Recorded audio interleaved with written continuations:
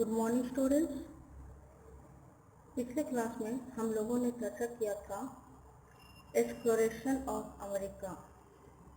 Students, lecture 17 and chapter 12 के तहत ही आज का टॉपिक है भारत की खोज, एक्सप्लोरेशन ऑफ इंडिया। स्टूडेंट्स, इस टॉपिक में चर्चा किया हुआ है भारत की खोज। चलिए हम लोग स्टार्ट करते हैं।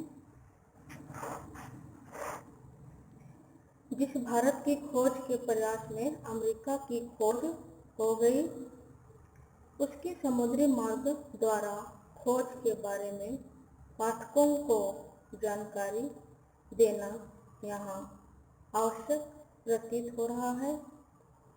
पुर्तगाली शासक जॉन डुर्टे एक दशक से भारत की खोज हेतु अफ्रीका की दक्षिणी सीमा तक पता लगाने का प्रयास कर रहा था। 1487 एडी में पुर्तगाली नाविक बार्थोलोमेओ डियाज अफ्रीका के दक्षिणी छोर तक पहुंच गया। क्योंकि यहाँ तक पहुंचकर भारत की खोज की आशा जग गई। अफ्रीका के इस दक्षिणी तट को आशाओं का अंतरिक्ष, कैप ऑफ गुड होप नाम दिया गया। लगभग 10 वर्ष के पश्चात उत्माशा अंतरिक्ष का चक्कर लगाते हुए 1498 एडी में वास्को डी गामा भारत के पश्चिमी समुद्र तट पर कालीकट तक पहुंच गया। पुर्तगाली सम्राट इसे अत्यंत प्रसन्न हुआ। उसने वास्को डी गामा को भारत की विजय, खोज तथा व्यापार के स्वामी की उपाधि प्रदान की। वास्को डी गामा भारत से अपने साथ जो काली मिर्च, दाल चीनी आदि मसाले लाया, उसे उस अपने यात्रा खर्चे से 60 गुना लाभ प्राप्त हुआ। इस प्रकार यूरोप द्वारा समुद्री मार्ग से भारत की खोज का एक महायज्ञ संपन्न हो गया। अमेरिका को तो सदैव भारत का शुक्रगुजार होना चाहिए, क्योंकि भारत की खोज के प्रयास में धोखे से अमेरिका की खोज हुई। नेक्स्ट पॉइंट है विश्व की परिक्रमा, राउंड ऑफ द वर्ल्ड।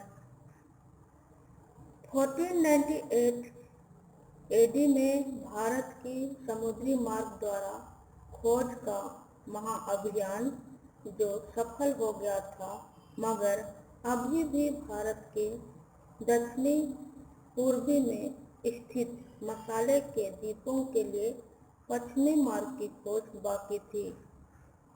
इस दिशा में एक महाप्रयास को अंजाम स्पेन के सम्राट चार्ल्स प्रथम द्वारा दिया गया। उन्होंने एक पुर्तगाली नाविक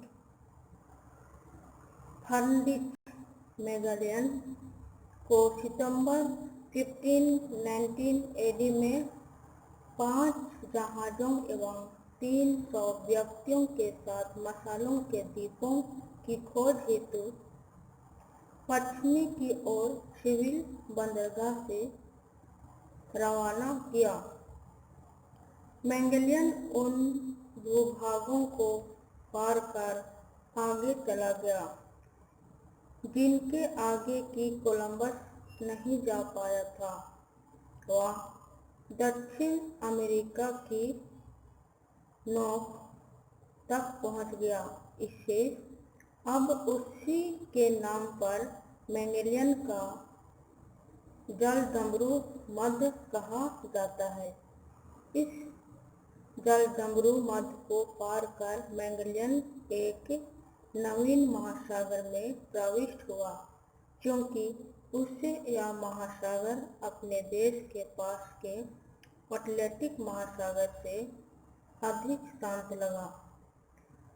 उसी ने इसका नाम प्रशांत महासागर रखा। 1521 एडी में वह प्रशांत महासागर स्थित फिलीपींस द्वीप समूह पहुंच गया। यहाँ के स्थानीय लोगों के झगड़े के कारण मैगेलियन की मृत्यु हो गई। मैगेलियन का एक स्पेनिश नाविक साथी डेल्कोनो कठिन परिस्थितियों का सामना करता हुआ मुल्का तक पहुंच गया। बीच में डेल्कोनो के कुछ साथियों को पुर्तगालियों ने पकड़ लिया।